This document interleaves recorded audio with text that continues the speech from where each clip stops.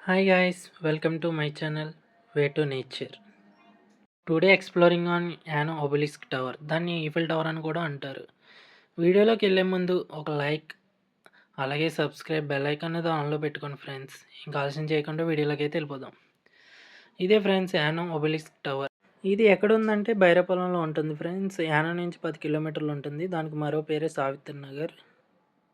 ఈ project start చేసింది Reliance foundation. దీనిని ఈఫిల్ టవర్ ఇన్స్పిరేషన్‌గా తీసుకొని కట్టడం అయితే జరిగింది డిఫరెంట్ స్టైల్‌లో.